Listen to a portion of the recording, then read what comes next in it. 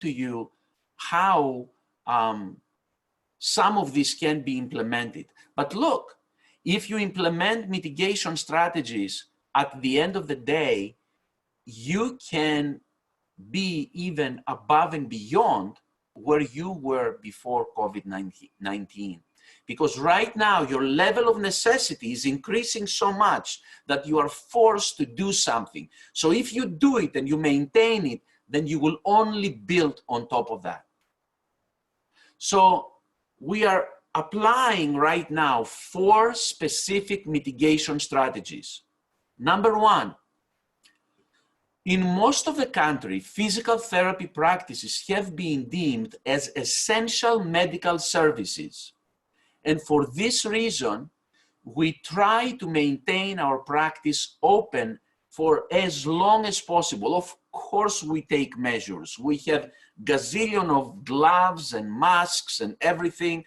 And we have a whole regimen of how we apply sterilization and cleaning techniques and cleaning the practice and cleaning every other session and social distancing within the practice. We have a whole array of things that we are doing, but we try to maintain our practice open as long as possible. As a matter of fact, if you go to our website, handsonpt.org, you're going to see a pop-up that says, we are open for business. And then, of course, it says several other things and introduces telehealth to people, but it tells people we're open for business. So the second thing that we did is we implemented TelePT, and we have been converting as many patients as possible to TelePT. Right now, from our daily schedule, and again, our daily schedule is less than what it was, but from our daily schedule, about 1/3 of our daily schedule is done TelePT. And our goal is to go in excess of 50%. Now, the third thing that we have been doing for a long time, but we're paying particular attention to it right now. We are doing diagnostic testing. Probably you know of us from hands-on diagnostics, okay? HADS, otherwise called. And are you able to do diagnostic testing now? Of course, we are doing diagnostic testing now, absolutely. But not only diagnostic testing, but we are focusing the diagnostic testing of EMGs and ultrasounds in a specific way, in a very specific way.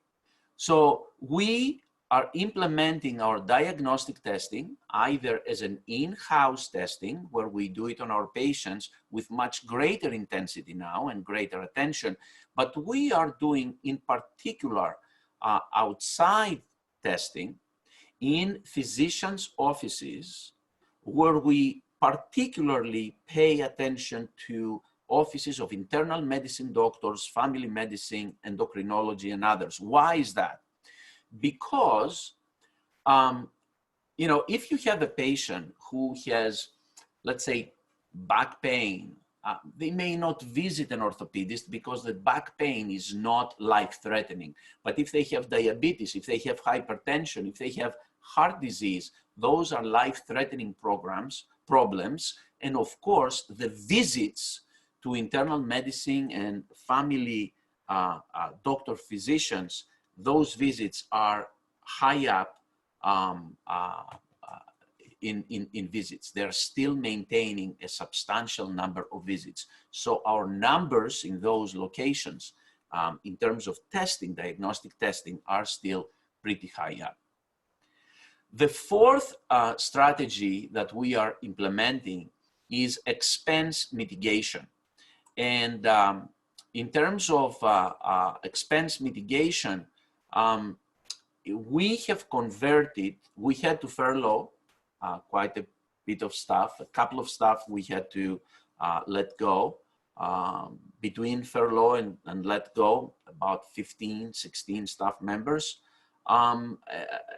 But also staff conversion to part-time and also negotiation of leases, mortgages, rents, and payments, okay? Every day at 1 p.m. Eastern, we are doing a town hall, a PT practice town hall every single day. We'll do it even during the weekend.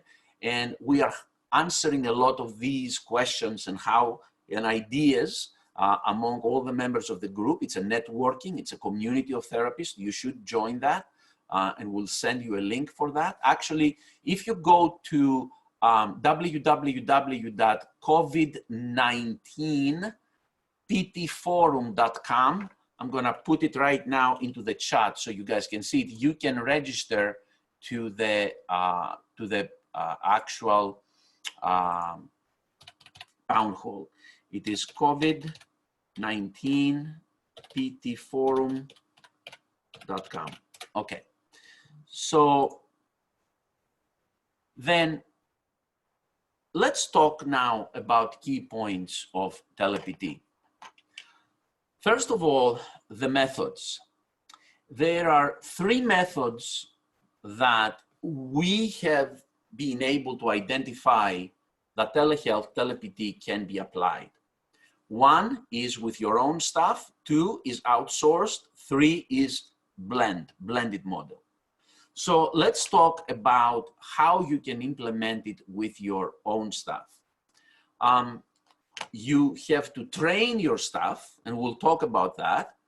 And the benefits of having your own staff doing the TelePT is that you can cover the empty schedule that they may have when there are cancellations and no-shows. If there is a no-show, you can call the patient, find out why the patient no-showed in the practice. You can implement TelePT on the same day or within the same statistical period.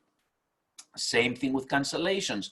Mrs. Jones calls up and says, hey, hi, my kid is not at school right now. I have to be at home. Okay, that's great. Let's set you up on TelePT. But also you are providing opportunity to your staff, because your staff can implement it either within the office, or they can implement TelePT outside of your office at their own home. That provides certain flexibility there. Now, when it comes to physical therapy assistance, you have to look really at your Practice Act specifically, and what your Practice Act allows you to do and what not. And in our situation in New York State, a physical therapist assistant must be supervised by a physical therapist. So TelePT for a PTA can be done, at least at this point. Maybe something can change in New York State, but at least at this point, it can be done only in the practice where there is a licensed physical therapist, maybe treating patients or doing TelePT or whatever, and then the physical therapy assistant can be in the same location. All right, that is for New York State. Hopefully, maybe some changes can take place on that. But you need to check with your state boards about that. The second way to do it is to outsource it. Outsourcing it means that, let me see, some people are raising their hand. Let me finish this slide, and then I'm going to ask you guys to speak, those ones who raise their hand that they have a question. Second possibility is to outsource it. Outsource it is you identify someone who does TelePT. For example, from teleptforme.com, Daniel Seidler does TelePT for practices. We are using him also for some of our visits. So the benefits of that, it is easy. You pay a specific amount based on the number of hours and that they will be working for you doing the outsourcing of TelePT, and it can help on expansion with less fixed expenses while you are focusing on doing marketing and billing for those services. And finally, the third way you can do is you can do blend. This is exactly what we are doing. We are doing a blend. So we have several appointments being handled by our own staff, and some appointments we outsource them. It depends on the type of appointment. So I finished with this specific slide. So I'm going to go to the people who wanted to say something. So Maria, you can speak if you like. The same with you, Stephanie and Julie. If you guys have a question, you can go ahead and ask it right now, because I know you raised your hand. You can unmute yourselves and you can ask your question. Okay? Maybe it was accidental that you raised your hands. Okay. All right. So you can type your question if you like. You thought that PTs were not allowed to do telehealth. Medicare just recently allowed us to do e-health, but the reimbursement is terrible. I agree, and I am going to talk about that. Okay, so don't worry about that. We'll cover that. Okay. Now, a few important points. Platform. The platform has to be HIPAA compliant. Now, I understand some of you are saying that, hey, yes, the government has relaxed the rules. Well, and you can do TelePT from your FaceTime, from Messenger, from WhatsApp, from whatever. Well, it's not really possible, and I'll explain to you why. I don't believe that the announcement has been properly interpreted. Why? The announcement specifically from Centers for Medicare Services indicated that the HIPAA regulation rules are being relaxed for the approved telehealth providers. Now, here is the question. Are physical therapists approved telehealth providers? Not really. In my opinion, physical therapists by the federal government, by CMS, have not been recognized yet as approved telehealth providers. They are approved providers to provide this type of e-visit, but not real, true telehealth. This is what we're trying to change right now. But anyway, to play it in the safe side, make sure that your platform is HIPAA compliant. And also, you have to think for the long term. You know, if you take a platform right now, which platform is not HIPAA compliant, a couple of months down the line, you will have to change it to a HIPAA compliant platform. So it doesn't make any sense. Do the right thing from the beginning. Invest now in the process that needs to take place in your practice to implement the proper proper platform from the beginning. The platform has to be stable, okay? It has to be able to handle large amounts, because, you know, whatever TelePT platform you choose to implement, you are not their only client. The same time that you have your TelePT sessions, that platform has thousands of other sessions that are taking place perhaps simultaneously with your session. Is that platform stable enough to be able to handle large amounts of visits at the same time? Is this platform able to connect even with less waveband? Because don't expect that every single patient is going to have the same type of connection, internet connection that you have in your office or in your house, okay? Some patients will only have you know, available waveband from their actual phone with no greater ability. Now, the platform has to be easy to use. All right. If it has to be friendly so that patients can use it easily. The platform that we are using, which is the Better PT platform from teleptforme.com, that platform sends an email to the provider, sends an email to the patient. They both click the email, and then seamlessly they can connect to each other.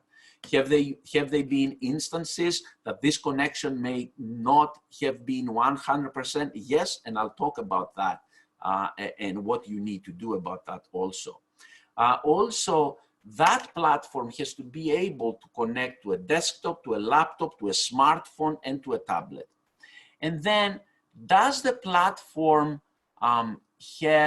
offer additional features?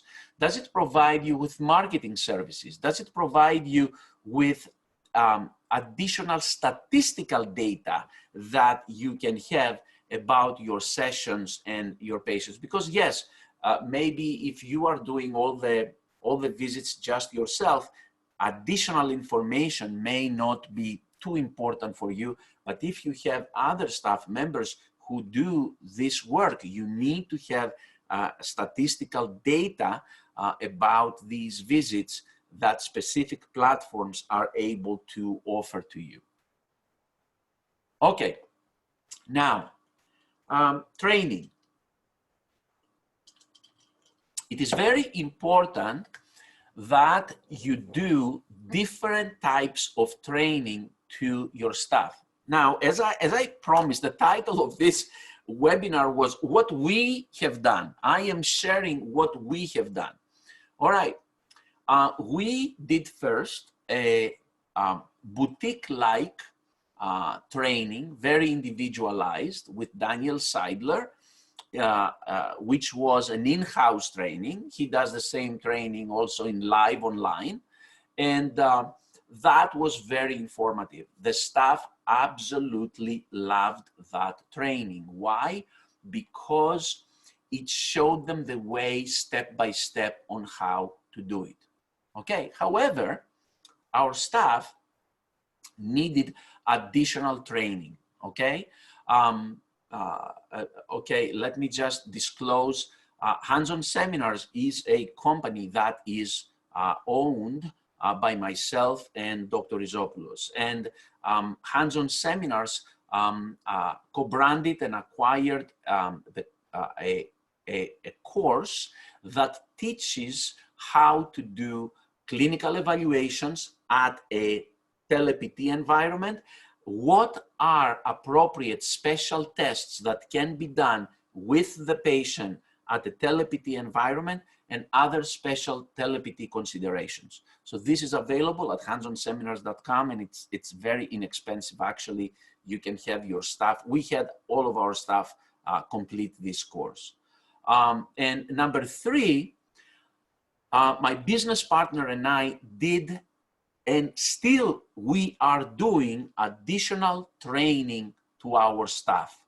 We do communication training, how to communicate with patients, how to handle patients, how to handle patient conversion from live to telehealth. And we do a lot of role play with them and mock-up sessions. Okay, now guess what? Do we do this training in the office? No, we do it in a telehealth type virtual environment, so that this way we can instill to the staff that you know, all of these communications are possible to be done virtually over a computer, over a phone, so they can become more and more familiar and feel more comfortable with the TelePT environment, the virtual environment. Now, patient conversion. Okay, you have a lot of people who are going to work on converting patients. Your front desk or patient coordinator, the physical therapist, and the physical therapist. So, what is the role of the front desk? Your front desk can actually call right now every single patient you have in your database every single patient and do what? Offer to them telehealth? No, absolutely not. Do what? Have every single front desk call up every single patient you have in your database to ask the patients how they are doing, how they are feeling, how is everything going. Maintain that communication. And as the patient tells you, yes, I feel this, I feel that, you know, by the way, I still have this back pain, I still have this neck pain, shoulder problem, knee problem, arthritis, whatever. But you know, I don't want to go out now because of the coronavirus or the weather or this or that. Then your front desk says, and guess what? We have amazing news for you because you can do all this now over the TelePT environment. You can do all this now through your phone, through your computer, okay? So this is the role of the front desk. Of course, the role of the front desk can be also to confirm appointments, make sure that entering appointments in the schedule for TelePT, maintain those schedules and strengthen those schedules from the patients, from your, let's call it central files, from your files of patients that you have for years and years now, okay? What the physical therapist will do? The physical therapist will get their active patient list and they'll start calling and contacting every single person from the active patient list. But what is the main point on this communication? The main point in the communication is that this is not an option. You don't call the patient and tell them, hey, Mr. Jones, there are several options that you have. You have this option, you have that option, you have the other option. In an environment that there is a potential for your practice to be closing down, let's say in a few weeks from now, you don't give them that option. You tell them, hey, Mrs. Jones, how are you? Great. Okay, fantastic. Nice talking to you. I would like to let you know that your next appointment will be done through your phone. We have implemented now a new strategy that from the comfort of your phone and in a very easy manner, we will connect with you so that you can receive your session from home. Okay, so this is something that you are telling the patient that this is the way it will be done. Of course, there might be objections, considerations, things that the patient might say. And it is your job to train that staff member on how to handle that patient. That is the training I was talking about that you can do to your staff. You see that? I said role play and mock-up sessions. That's exactly what I meant, that you do role play with your staff and you do mock-up sessions on how they talk to a patient. And of course, you do mock-up TelePT sessions between staff members and you. All right, so this is a very key point. Now, billing. You have to call your insurance carriers to ask if TelePT is covered. Now, we are going to be doing 2 more TelePT webinars besides this one. In the next webinar, which we will announce when it will happen, we have invited a billing guru. He has he's a PT himself and he owns a major billing company in the US, that he has had his staff members call every single company across every single state in the US, and he has the data about which insurance companies pay, which they don't, and so on and so forth. So we're going to have him on a subsequent webinar, and then we're going to have another guest to discuss with you in a different webinar on how to market your TelePT practice. But If you have your billing department, your front desk, whoever, your assistant to call the insurance companies, please do not make the mistake that we made, because we made a mistake initially. We had someone call the insurance companies, and literally 80% of the time they said we don't cover the service. But guess what we discovered? The representative on the other side, they had no idea what we were talking about. They were misunderstanding the words TelePT. So my advice to you is use all relevant words: TelePT, telephysical therapy, telehealth, telerehab. And if they tell you, no, we don't cover it, ask to speak to a supervisor before you take it for granted that this is not a covered service. Because you don't want to have false data and operate out of false data because somebody is misunderstanding a word. Okay, that's very important. All right, now let's now differentiate item number 2 there. 3 different terms: TelePT, telehealth, versus e-visit, versus evaluation and management. Okay. TelePT and telehealth or telerehab is defined as actual physical therapy, a physical therapy session that you can do with a patient in a virtual environment where video is also included. All right. This can include therapeutic exercises. It can include proprioceptive training. It can include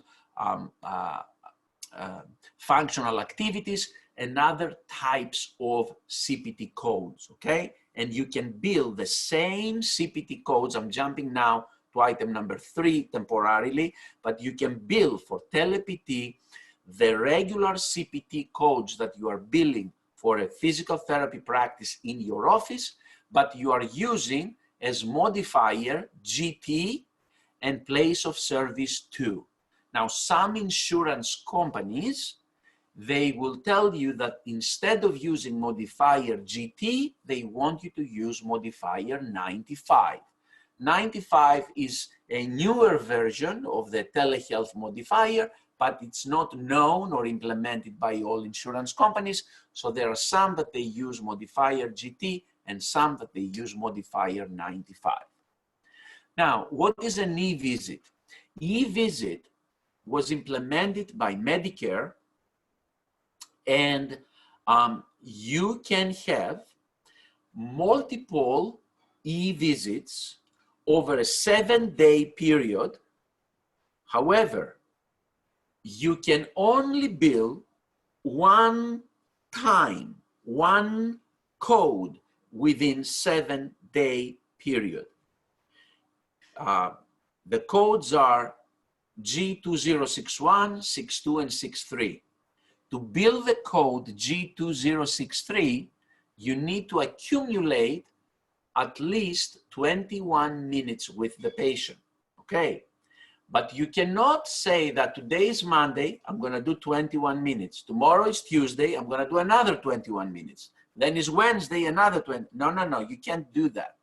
What you do is, in a 7-day segment, you bill one time a code that represents the cumulative time that you spend speaking to with this e-visit to a patient. So if on Monday you spoke to them for 10 minutes, on Tuesday for 5, and then on Friday for another, I don't know, 15 minutes, okay, guess what? The only code you can bill for that entire 7-day session is G2063, and pays very poorly. It pays only about, depending on where you are, $35, $33, $34, and it is not a good thing. And that's why please go to the APTA website, There is a link there.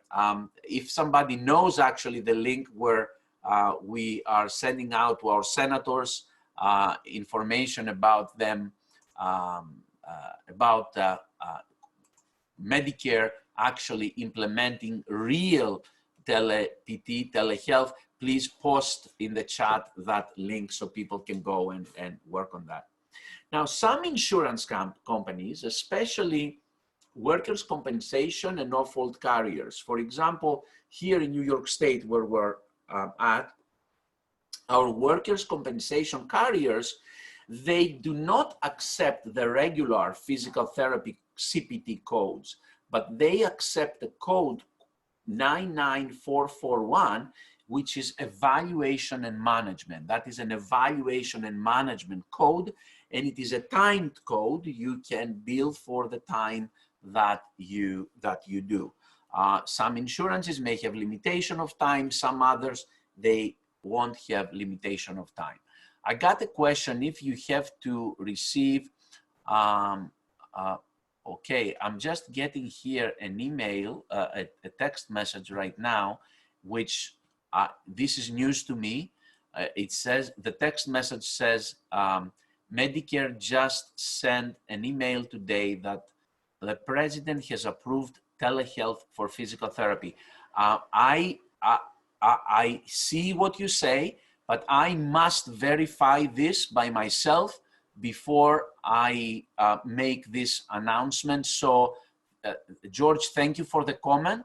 But unless I verify this personally, I cannot make that as an announcement in this webinar right now. Now, another question was, if the patient needs to give verbal consent to do telehealth. All right, that's a very good question. Verbal consent is not good enough. It is something, okay? It is something, but it's not good enough. It has to be written consent. So I told you that some platforms are better than others. The platform that we are using,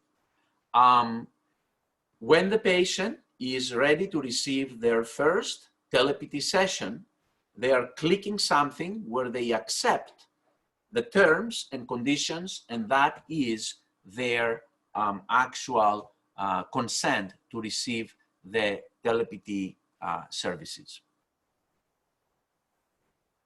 And again, I'm going to do another webinar. We're going to do a webinar where we're going to do only billing for telephysical therapy. Marketing.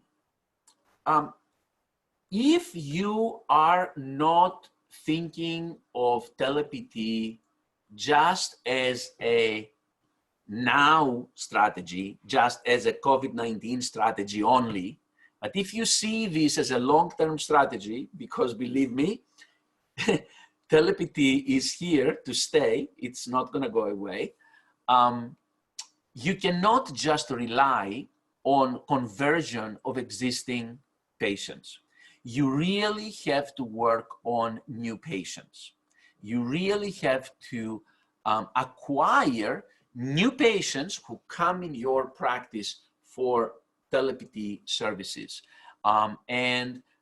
You need really, I'm going to give you a tip, and the tip is to maintain your communication lines, and expand your communication like crazy right now with past patients, present patients, friends and family of patients, physicians. This is not the time right now to stop marketing. This is the time to intensify your marketing, continue or even intensify your marketing, okay? Actually, our company, Hands-On, we have had tremendous success in our marketing efforts, not only now, but also in the past. We worked extensively, and we're still working for many years now with survival strategies. And please, Tim, since you are attending this, do me a favor and put in the web address of survival strategies in the chat line if anybody would like to go there. But also, Neil Trickett does an amazing job with his newsletters. He's doing our website. And of course, an amazing job, the group, the breakthrough group of Chad Madden. So there are lots of resources for you to look out there to manage to maintain and expand your communication lines to the community. And by the way, the three names that I mentioned, Survival Strategies, Neil Trickett, and Chad Madden, we are implementing in our practice all three of them, and we have tremendous success with that. Let me see if there was a question in what I just mentioned. All right, good, excellent. Okay, very good. Thank you, Lisa. Lisa mentioned also the amazing work that Tracy Repchuk is doing. Yes, look also for Tracy Repchuk at tracyrepchuk.com. She is doing an absolutely amazing job. We have worked with her as well. All right, other issues. I'm going to tell you what we're working on right now. It's a change. So people sometimes resist change, okay? So your staff may resist change. So you have to share the common reality with your staff. You really need to share with them on what's the reality of the situation right now. And sharing the reality, you create a common reality, you create an agreement, you come in communication and you create an agreement with your staff. When your staff really understands what's going on, then they don't consider this just another thing. They consider it as a vital activity of the practice, okay? Now, I'm gonna mention number two. Number two, cash payment. All right, look, not every single insurance company is going to pay for this, okay?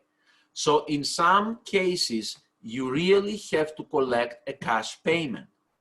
So there are two elements here, an easy and a tough one. The easy one is to figure out, to set up the processing of a credit card or of a payment online, so the patient can go right there and do it. I don't know because I was in Maryland today, most of the day. We have a satellite facility there, so I was there and I just drove back. So I haven't looked at our website today. They're supposed to be putting on our website a special button where patients will be able to just click the button and pay for the payment for the session. If it is a cash paid session, you can get a link through Stripe, for example, with your bank. Stripe, S-T-R-I-P-E. Now, I mentioned two things: the processing of a credit card, but also training the staff. That is the more challenging thing, because you really have to train your staff to essentially sell a service to a patient, and not face-to-face, but yeah, face-to-face online, okay? So for example, let me give you the handling that we have not done yet, but we have already arranged for a training session tomorrow with our staff that we're gonna train them to do that. As you saw, Medicare has this not very good payment for these e-visits, but you can do subsequently telehealth visits where you can receive payment via an ABN with the patient signing an ABN. So tomorrow we will be doing a training to our staff specifically on how to speak to those Medicare patients and manage to offer to the Medicare patients how to convert to an ABN and pay the per visit for our services. In our practice, we will be charging $75 for a telehealth session that is not paid by the insurance. Carol, I hear you. Carol Stillman, my friend, she says that Mary Dualong said that you do not need an ABN and should not use one. Okay, that is a great point, and I would confirm that. With Mary. But if this is Mary's position, I will really go with Mary on that. She is very well versed on that. I would double confirm with that. We are seeing, people are asking me how much time for $75. We are doing 2 TelePT patients per hour. So in an hour then, for 2 patients in cash, it would be revenue of $150. 75 per half-hour session. Getting used to the platform, that's item number 3, okay? Look, with practice, you get used to the platform and things become seamless. The platform we are using, it's very easy to use. So I'm really very happy with the platform. But also, here is what I'm going to tell you. Have an alternative. If you have a system, if you have a GoToMeeting where you meet with your staff, if you have a Zoom, if you have a WhatsApp or something that you use for your staff as an application, you can use it as a backup if something happens to the main platform. But keep in mind the backup you are using, if you end up using a backup for some reason, it may not be HIPAA compliant, okay? And you have to be persistent on this. You have to really set a goal and keep doing it and be persistent with it, and it will happen. It will be happening. I told you in our practice, we started from a couple of visits, and now literally out of the day's schedule, a third of it is done with telehealth, TelePT. But of course, our goal, which is an attainable goal, number 6 that I put here, our goal is to reach at least 50 to 60% of our practice to be as TelePT. And you know why?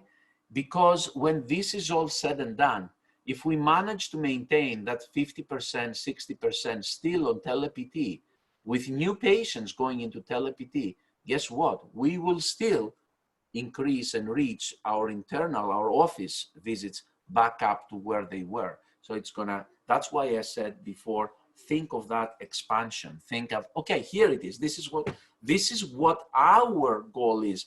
And the numbers, of course, here, they are fictional numbers. I'm not gonna disclose our revenues. But, you know, if you think that before COVID-19, we were making that much, with the intensification of our diagnostics, especially outside diagnostics, and the implementation of the TelePT services, our goal is to have either minimal revenue reduction or no reduction at all, so that after COVID-19, we can really expand and make a huge difference. Look, there is a Greek saying that says, I'm going to say it in Greek, actually, that's ancient Greek, amidhen kako anev kalou. That means that out of something bad, something good can be born. And this is our viewpoint. This is really how we are thinking about all this. We are not sitting around to say, okay, you know, I'm gonna, this what happened to us. We are victims of the situation. There is nothing that we can, no. It is now, I have been working, Kostas, my business partner, we have been working the most intensely than ever for the past a few weeks since coronavirus came in our lives, okay? So, but we're playing the game, we're strong, we are going for it, and things are happening. Okay, now I am going to answer questions. So you can type them, I can read them, or you can raise your hand and you can speak out. I was told you can only do TelePT with clients who are only within your state license. Any clarification? Okay, in order for you to do TelePT for a patient who belongs in another state, you have to be licensed in that other state. So you, for example, I'll disclose that. It's okay. It's going to be on our website sometime next week anyway. We find this as a business opportunity. For example, in Maryland, we have a satellite office as a physical location, and we have a small satellite office also in Florida. But guess what?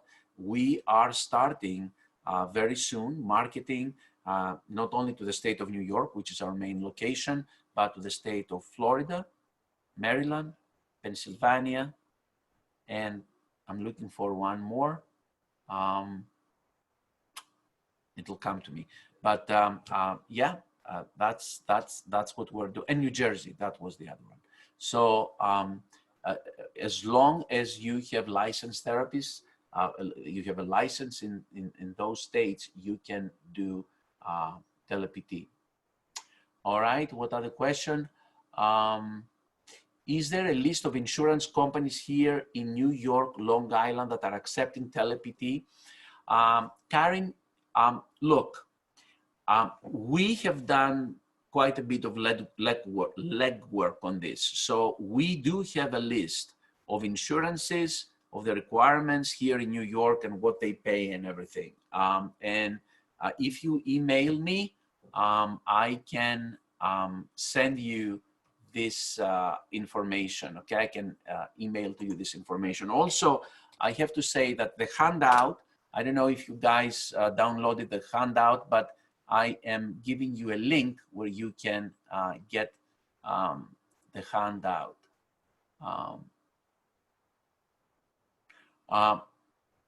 May have to, can telehealth PT be provided without a medical referral? Can a PT, you can do it with direct access. Direct access laws do not change, even if you do TelePT. Is there a video requirement, or is a telephone connection acceptable to bill for it? There is no, well, the requirement is that you must have video also. It's not just a phone call. Okay, and I'm gonna take this back. Let me show you something, okay? Let me go to this slide real quick. This number 5 here, evaluation and management, this does not necessarily require a video connection as far as I understand, but I am telling you to check with your insurance providers. How do we solve the myriads of barriers such as inadequate infrastructures, internet connectivity, cultural barriers, financial implications, mitigating against TelePT in developing countries? My friend, you just do it. You just do it. Apparently, if you are sending this to me right now, you are outside of the United States. And you know what? First of all, congratulations that you are attending this. You know what? You become the first person to do it. Find any resources, ask for our help, any resources that we can provide you from here, from the US, we will, and take it in your country, utilize it, and expand it to your entire country there. Please send me the, Venice, do me a favor, you gotta send me an email. Let me put my email address, because just putting it in the, asking me for the insurance just in the chat, I'm not gonna have your information, guys, to do that. I am concerned about that as well, especially if maximal we can get for codes could be $45. If copay is $50, then we would be operating at a loss if we waive that copay. I was thinking about asking patients if they need to defer for 3 months on copays rather than waive entirely if reimbursement is low. If they are in bad financial shape, they could agree to waive with letter of financial circumstances. This is an internal decision you have to make for your own practice. Basically, look, there's gotta be an exchange. I understand that you can give some accommodations to patients for hardship. You can help them. Absolutely. We are all for help, right? Helping people. But guys, you have to get paid also for what you are doing, right? I mean, you really have to get paid for what you are doing. You're offering an important service here. Okay, how do you handle evaluations when you can't touch your patient? How do you evaluate the strength or range of motion? Who asked that? Let me see. Maren, okay, Maren, okay. Maren, listen, tell your husband, go to handsonseminars.com and take that course, because this is exactly what that course is teaching someone. It teaches you how to evaluate a patient, how to do the special test, the range of motion, the manual muscle test. It teaches you exactly how to do it in a telehealth environment. There are ways to do it.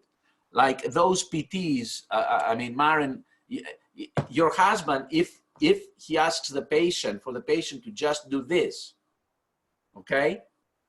The PT knows now at least what degree of strength is in that motion without touching the patient, okay? So up to a certain degree. And then of course, there are things that you can do to have the patient provide some resistance to calculate approximately the manual muscle test. Okay.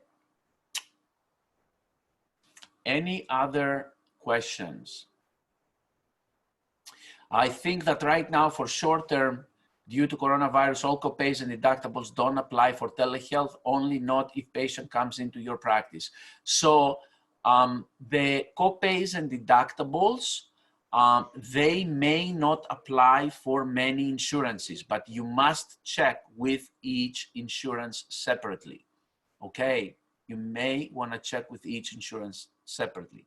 Scheduling done through your platform or done through the Office EMR program. Okay, look, this is the amazing thing, and I can show you guys. I can show you. Okay, our appointments. Let me see if I can stop sharing. 1 second. I need to go to a web browser.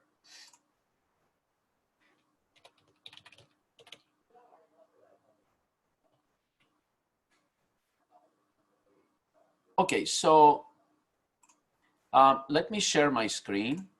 As I said, what we are using, the platform we are using is the Better PT platform, okay? So as a matter of fact, I'll show you our office here. If I put Astoria, Queens, New York, because this platform provides marketing also, okay? So you see that we're #1 here in Astoria. We can request an appointment from here. You can request a telehealth from here, okay? So that is how it's happening. The patient can go right here. They can actually request an appointment right there and then. And we receive immediately the message, and you can either accept the appointment or offer an alternate time. And the patient is now in the schedule. This program integrates with several platforms. If your platform does not integrate with the program, you can actually get to enter it manually in your platform. Now, if you go to, let me see here, www.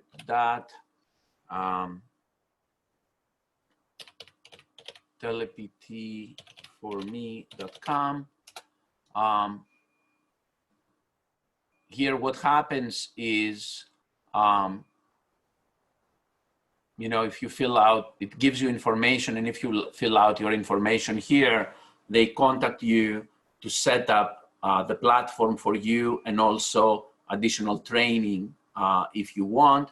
And I'll show you also the hands-on seminars site. This is the course we're talking about. That is the basics of telehealth, and these are all the course contents that are included in that in the program, in the course. You see the special tests, how to do it, how to follow up, imaging, and so on and so on, and case studies. There are specific case studies here, like cervical radiculopathy, lumbar radiculopathy, shoulder problem, knee, and so on and so forth. So, that's basically it. I hope you guys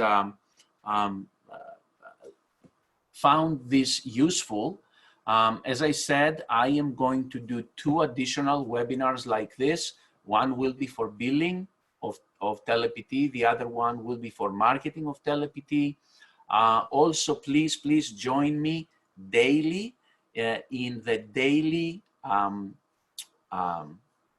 hall.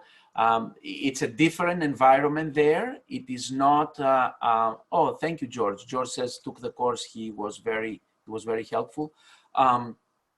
The environment there is more, it's very friendly, and there is communication.